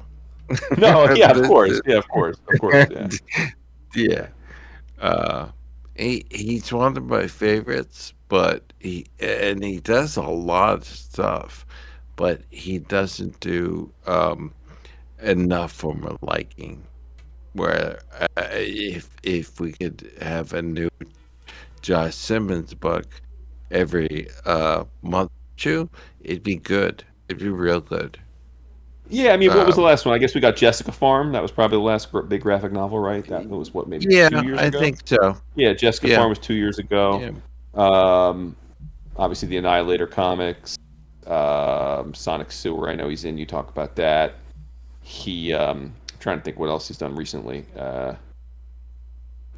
He did Ghouls. He did Ghouls. I'm just looking now. I'm looking at this page. But yeah, I guess that's about. Not to say that's all. That's a lot of comics, but that's about what he's done the last few years. Right. Yeah. I'm trying to see it sticks with you. Yeah. Long after you've consumed it. Which is what I could say for most people. For sure, yeah, exactly. He has a seminal voice, and he's another one of those cartoonists who changed his style. Like his style in Black River is vastly different than his style in the other works that we've discussed over the years by him. I mean, for sure, he is not beholden to one line weight or one approach to cartooning. No. It's always a surprise. For sure, yeah. I feel like he's a guy we might meet someday at like Mocha if we go back to, but other than that, yeah. I mean, I just don't think. I don't know that he. I just don't think he ever has, and I assume will main convention. So maybe he'll do the Brooklyn one. Maybe he'll do the Brooklyn one. Yeah, you never know. I don't see him being a cheerful guy. Yeah, but you never know, though. You never know. Well, chances are really good that he's a dog lover. Because, but the stuff doesn't just fall into your lap. You have to write it, So Sure. if you consider yourself with the morose and the macabre, chances are really that you're not a party person. Yeah. True. Yeah. Oh, that's the other thing. Flayed Corpse and Other Stories is the other one. relatively recent. Yeah, Yeah, that was that was 2018. and, So it was. I mean, that was 8 years ago. It was a long time ago. Yeah. and the Batman thing, Oh yeah, yeah, yeah, yeah. yeah, he's not a big good guy. Jesus. Uh, but yeah, that Uh, I think everything else is kind of new. I'm saving my new travels. okay. Well, why don't we head right into that in your travels? But first, duh, we have to tell you again who made this possible. CheapGraphicNovels.com. CheapGraphicNovels.com. If you want to laugh, have a good one at retail costs and decent shipping costs, as well as great shipping and packing, cheap graphic novels is the place to go. Uh, please leave us a review wherever you heard this, whether it's a star system or I have to type those cumbersome things called words, and we would appreciate it. And don't forget, please don't forget that we do have a Patreon. Patreon.com/11 o'clock comics. 1 1, no apostrophe. We have $1 if you like what we do and you want to keep us doing it. Uh, a buck every so often. Uh, we have $1 chair, $10 chair. It's really not that hard, but $5 gets you the bonus episode and other stuff. $10 gets you that and the Slack. So people love the Slack. They love it. Uh, there's things that go on in the Slack that I'm not even aware are happening because that's just who that whether it's fitness or eating or comics or bookshelf born or book of the month club or there's an amazing amount of diversity in the Slack that is just incredible to me. So yeah, check it out in your travels. In your travels. This, I guess, is the most recent um, publication of the Smudge imprint, which is translated by Ryan Holberg, picked by Ryan Holberg. And if it weren't for Ryan Holberg, the comics landscape would be vastly different because, again, I will say, chances are really, really, really good that we wouldn't be reading this at all if not for Ryan Holberg. That is truth. Yeah, written and drawn by Kashima Norikazu.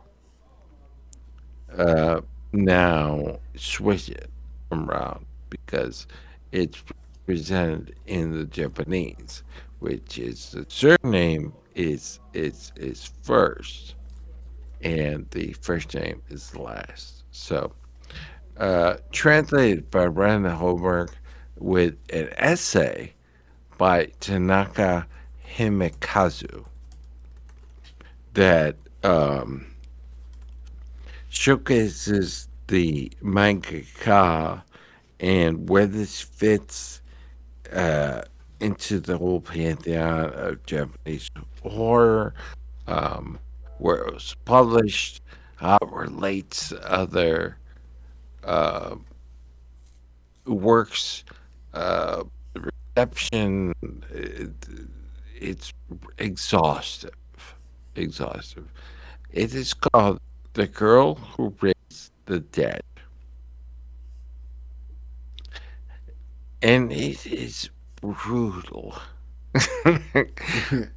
Just plain bloodthirsty. Uh, Mirmo is tired of waiting for the storm to subside. Flashes, fronts have umbrellas in their hands, and the girls are just, we gotta wait out. Because if not, our umbrellas are gonna attract the lightning. Uh, we have no recourse. We just have to do it. And Marumo um, is like, fuck this. This is bullshit. I'm gone home where it's dry, and lightning be damned. I'm not gonna. It's rare that someone is struck with lightning, and okay, you do you. Needless to say, she's struck by lightning to the point where I'm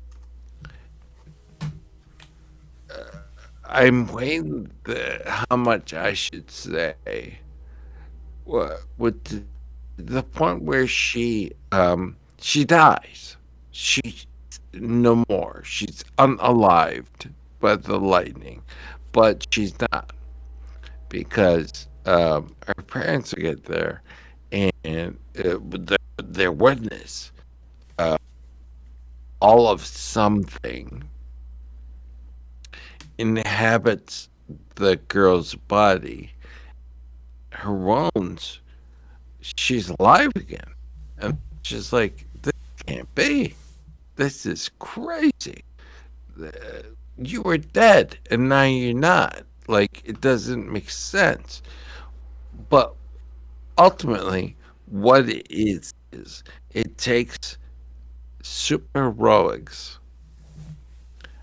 out the Peter Parker, Matt Murdock territory, and it gives it to the common man because she will always do the right thing, whether or not her body lets her do the right thing. At one point, she gets her hand cut off. Um, this is where I'm saying that it's brutal because it's the mangaka uh, no Kazu seems to uh, take great pleasure in Mirumo's uh, bodily functions. She is stabbed multiple times. She's lost a hand. She makes a classmate cut herself.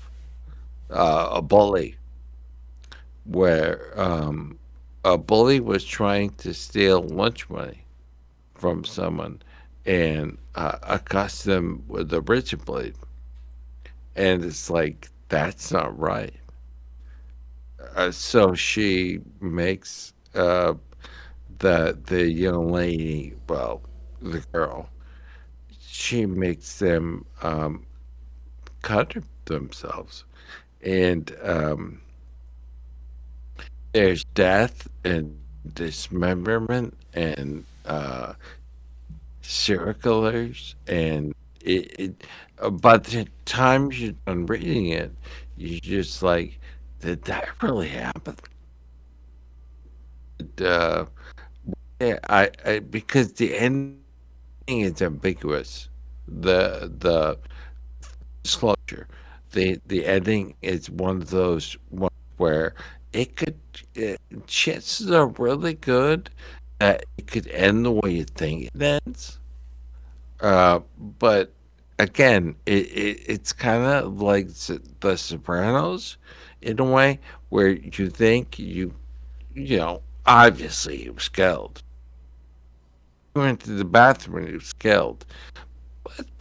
But was he? Right? You don't know because you didn't see it. And again, the music, the, the way the story progresses, he, she, uh, I, I, I don't want to spoil it, but you should read this. The Girl Who Raised the Dead, because I think, like all the Smudge books to date, I think it's incredible. Um, but caveat emptor, it is brutal. It is really, really hard to read at some points.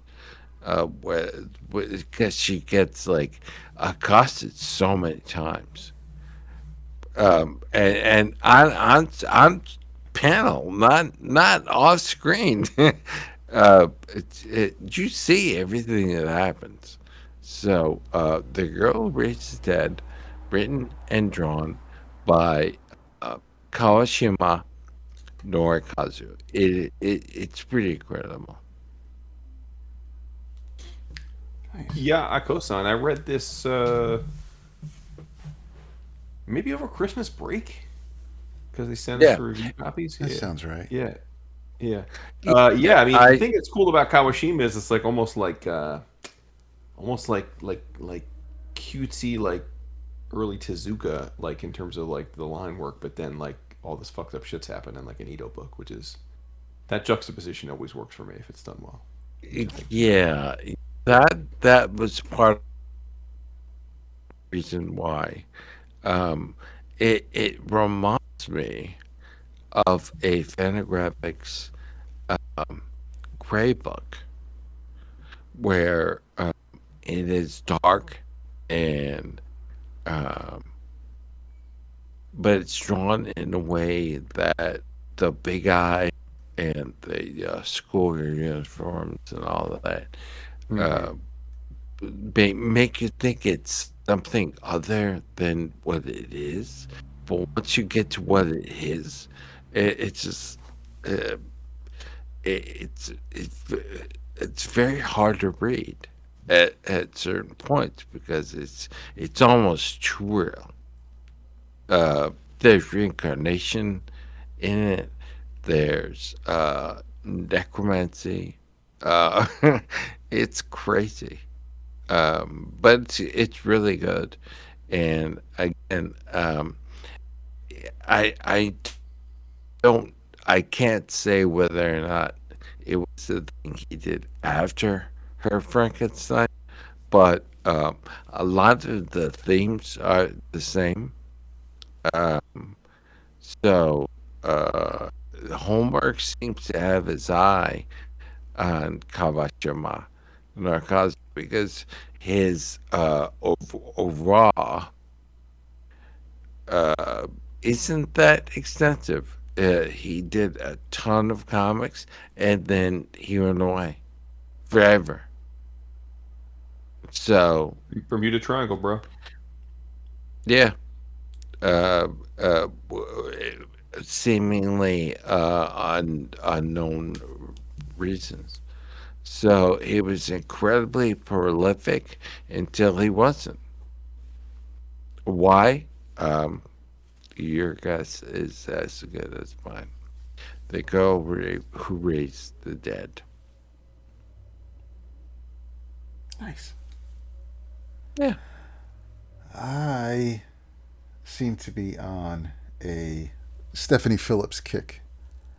And I read the first trade, and now I cannot wait to get to the second trade of Grimm. This is published by Boom Studios, Volume 1, Don't Fear the Reaper, collects the first 5 issues of this series, created by Stephanie. And Flaviano, who's also your illustrator, colored by Rico Renzi. And this art is just absolutely jaw dry. I can't take my eyes off these pages. I'm in love with Flaviano's art. Basically, the setup is well, we meet somebody who dies in a car crash, and this fetching young woman whose name is Jessica Harlow, uh, and she's walking around with a scythe, and she lets him know that he's got to go with her, and so he I'm sorry, Jessica Harrow, and so they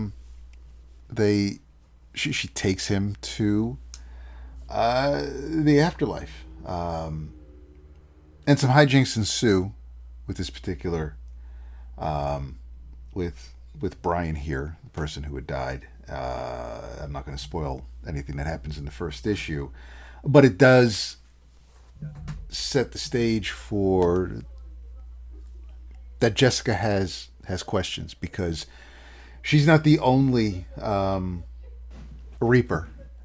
There are a ton of Reapers. There are a bunch, and they all know how they died and how they got here.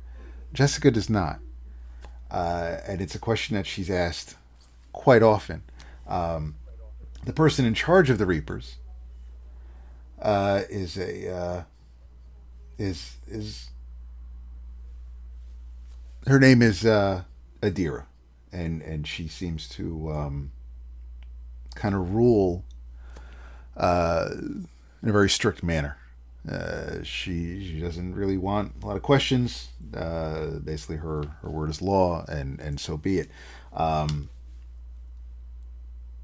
Which of course brings Jessica to her based on the actions from this first chapter, and again, Jessica has questions. Adira's not answering them, but because of the situation, because of what Brian did in while in her custody, more or less, Jessica's been suspended. So she's basically just hanging out with we'll say they're her besties. Marcel, who is who's from the 1600s, 1800s. He's a Frenchman, and he's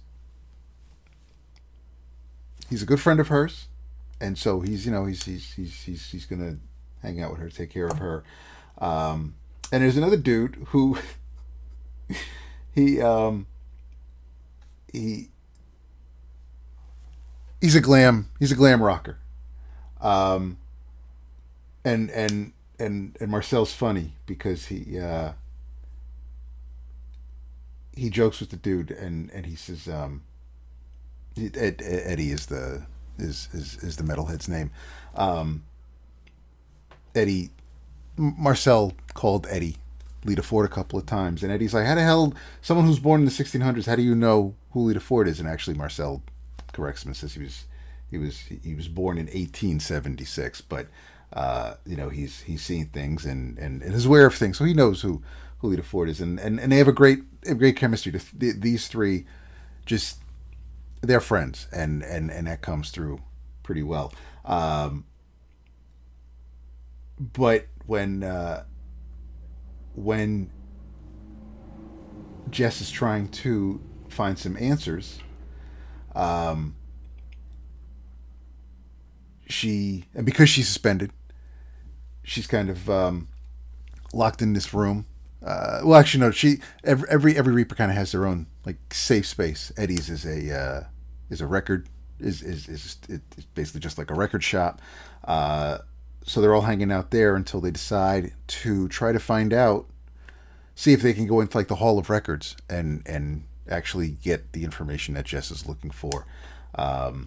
And they do that. Unfortunately, the information Jess obtains isn't exactly what she was looking for. It just leads to more questions. And but then that's when Adira shows up and told her, you should have trusted me. This is not how you do things. And so now she and her two friends are now there in the void, which is just like a basic blank white space. And then we're introduced to this big menacing dude who's like all red and in a black cloak, and he goes by and he's known as the End. And so he can actually, he can destroy, he can eliminate, he can kill Reapers.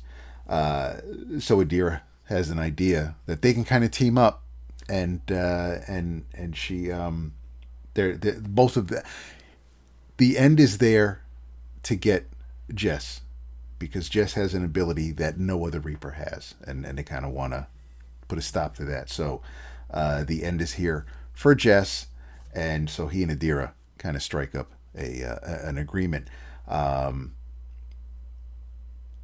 Jess, Marcel, and Eddie are now in the hunt for answers to her questions. They're going to look for Death, but Death isn't here. Death isn't in the afterlife, and isn't in the underworld, isn't where everybody else is. But they find Death's scythe, so nobody else is able to handle this scythe. No other Reaper can use it, except Jess picks it up, and it's activated for her, and it takes her and Eddie and Marcel to Las Vegas, because that's where Death is hanging out, and that's when things get a little crazy. I'm deliberately vague and bouncing because I think the third trade I think came out recently, and I think that wraps it up. I also think this is going to be a series maybe on Netflix, but I think there were 25 issues in total. Okay, so maybe 5 volumes, but yeah. Anyway, I love this first volume. I can't wait when we're done tonight. I can't wait to get my hands on the second. This is wild. I had no idea what to expect. I just figured I'd try it on a lark, give it a shot. From the first page of the trade all the way to the end, I could not stop. I'm fascinated by it. The art absolutely sucks me in. I'm glad I finally got around to it. But yeah, in your travels, Stephanie Phillips, Flaviano, and Rico Renzi, published by Boom. It is grim. 1M, not 2. 1M. Don't be people be googling, pulling up the grim fairy tales nonsense and thinking shit. That's right. Grim is in Reaper. Be reading that. Yeah, not with the fairy tales. I sure you don't want to read that. Nice. Awesome.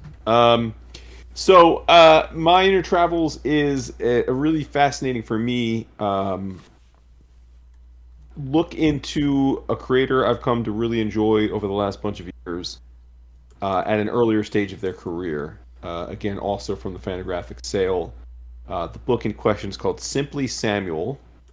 It is written and drawn by Finnish wunderkind. Well, I guess not wunderkind, he's 50 years old, but Finnish badass Tommi Musturi. That name should be familiar to listeners because we have discussed and gushed over his other works, Anthology of Mind, Cracking, and Future.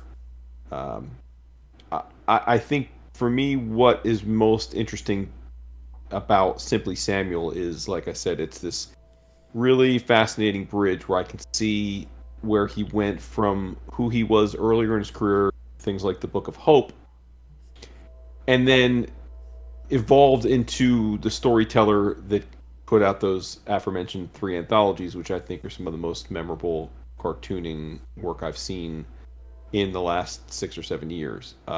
And what I mean by that is the Book of Hope was a traditional comic book in that it had words and pictures. Fantagraphics brought it over here and translated it. But it was, to me, reading that, it was Musturi clearly being of the same school of the of the ligne claire, like the clean line. That it's we've talked about it many times. The classic, originally coined in Belgium with Hergé, but all of the offshoots of Hergé, which include people like Chris Ware and Charles Burns, creators who draw their own comics but with super tight, clean lines. Right, that's the clean. It's in American we just call it the clean line style, but clearly Tommi was clean line in the beginning of his career, and the Book of Hope is a interesting and fun comic where it's just, again, it looks to me like Musturi trying to channel Chris Ware back then. Then he comes out with the Simply Samuel, which is the only one of the English translated works that Musturi's done that I hadn't read to this point. And in Simply Samuel, it is, which I was gratified by, it is wordless, as are his subsequent books. So his last 4 have all been wordless. And in this one, it's really very much a mix of the classic clean line, in that the structure of each page is clean line. Like every line in this book is super tight and clean.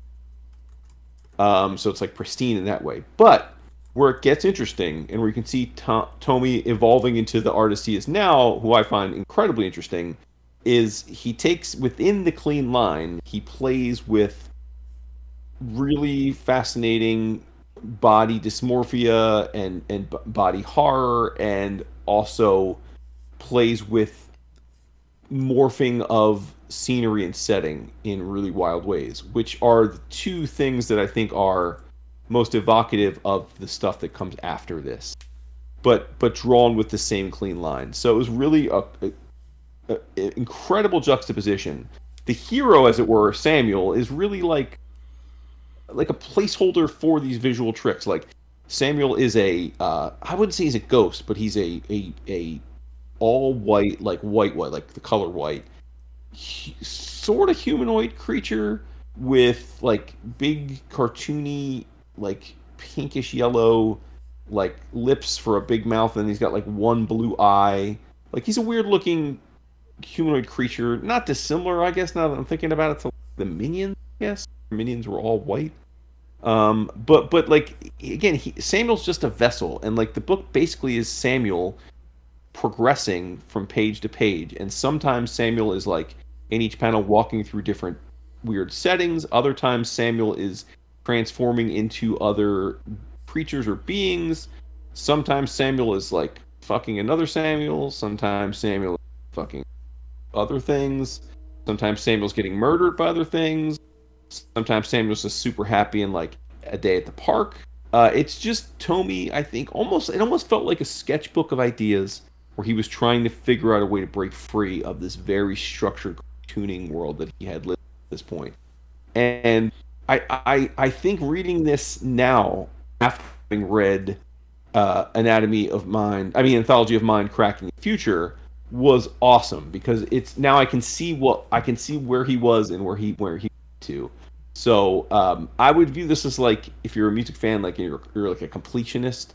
If you've enjoyed most recently Future, which we loved in 2024, and you maybe picked it up on our recommendation, or Anthology of Mind and picked it up on our recommendation, I would pick this up if you are interested in the same kind of process journey that I just described, like seeing him go from a tadpole to a frog is how I would classify this. And he, honestly, he was an incredible cartoonist in all forms, but I really think he's at his best, which is probably why we've gotten 3 big anthologies of that version, where he's just completely unburdened by any kind of structure or line weight. Like every page looks and feels different by design, and that's what I love about him now. But it was just really awesome to see him turn into that, like sort of break free of the shell. So yeah, so if you're interested in seeing Tommi Musturi in a prior form before he was fully formed, then please do check out Simply Samuel from Fanta. Duly noted. Well, I know you love Future. Yeah, I love Musturi stuff. Yeah. Unfortunately, I don't have as much as my owning of his canon is lacking. So yeah. Well, again, like it's interesting to me because I'm not a fan of like Chris Ware, as you know. Like not that like I don't mean like an amazing cartoonist. He obviously is, but like his work is. I mean, he is very, very emotionally closed off and dry. Like that's his approach. Like that's you either love or hate. So I don't connect with Chris Ware's work, even though I fully accept like its position in the annals of comics history. So like to me, like Jimmy Corrigan, not my thing. Although I fully understand that like for many, an absolute classic. So respect. The Book of Hope to me is like Musturi's take on Jimmy Corrigan. So again, like interesting, respect the craft, but didn't really leave me thinking I was going to end up loving this guy. Like a decade ago when I read that, I was okay, yeah, it was interesting. Like appreciate the work, but like I didn't think I'd be 10 years later saying that Musturi was like the fucking dude. So it's pretty cool to see how much he's changed.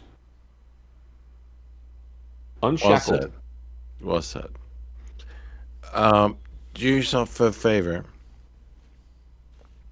as well as all of the things I said to do. It's like a night.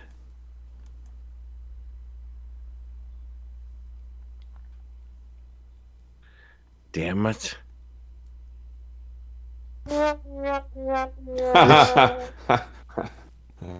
David. Good night.